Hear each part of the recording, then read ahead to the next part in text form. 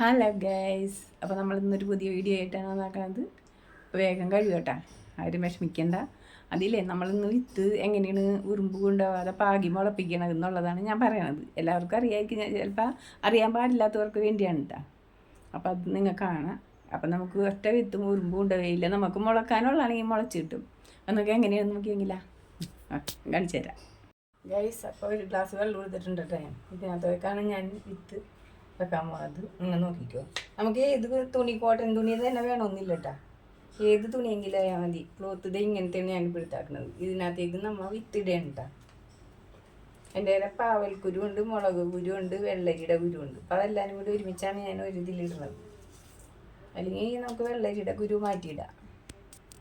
Guys ഇത് കണ്ട, ഇതേപോലെ ഉണ്ട് ഞാൻ വിത്ത് എടുത്താക്കാം. നോക്കി കണ്ട, ഇതേപോലെ ഇത് തുണിയിലേക്ക് ഇട്ടിട്ടുണ്ട്. ഇത് ഇനി നമ്മൾ ഇതിങ്ങനെ ചുരുട്ടിക്കൊണ്ടും ഇതെല്ലാനും ഒരു വശത്തേക്കാക്കി ചുരുട്ടി ഇതേപോലെ നമ്മൾ വെള്ളത്തിലേക്ക് വെക്കാം. ഞാനിതൊരു 12 മണിക്കൂർ വെക്കും കേട്ടോ. എല്ലാവരും 6 മണിക്കൂറൊക്കെയാണ് വെക്കണത്, പക്ഷേ ഞാൻ 12 മണിക്കൂർ വെക്കും. ഹലോ ഗൈസ്, അപ്പം നമ്മത് വേണ്ട ആ വിത്തൊക്കെ കൂടി ഇതേപോലെ ഒരു കിഴി പോലെ ആക്കിക്കൊണ്ട് നമ്മൾ ഈ വെള്ളത്തിലേക്ക് ഇറക്കി വെച്ചേക്കേണ്ട. ഇനി നമുക്ക് 6 മണിക്കൂർ കഴിഞ്ഞിട്ടാണെങ്കിൽ 6 മണിക്കൂർ, അല്ലെങ്കിൽ 12 മണിക്കൂർ കഴിഞ്ഞിട്ടാണെങ്കിൽ 12 മണിക്കൂർ, എങ്ങനെയാണെങ്കിലും എടുക്കാട്ടോ. 12 മണിക്കൂർ കഴിഞ്ഞിട്ടാണ് ഞാൻ എന്തായാലും എടുക്കുള്ളൂ. അപ്പം നമ്മൾ എന്ത് ചെയ്യണമെന്ന് വെച്ചാൽ ഈ വെള്ളം കളയണം. കളഞ്ഞുകൊണ്ടും ഇത് പിടിയരുതട്ടാ. ഈ കിഴി ഇങ്ങനെ തന്നെ വെച്ചിട്ട് ഈ വെള്ളം നമ്മൾ കളഞ്ഞിട്ട് ഈ കിഴി ഇതിനകത്തേക്ക് ഇറക്കി വെക്കുക.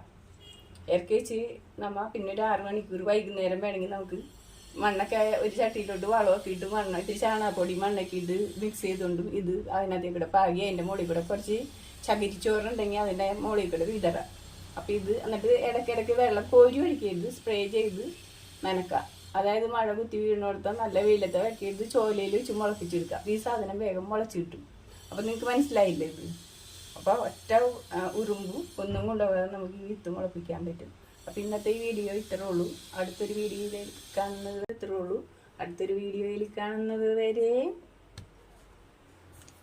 ടാറ്റാ.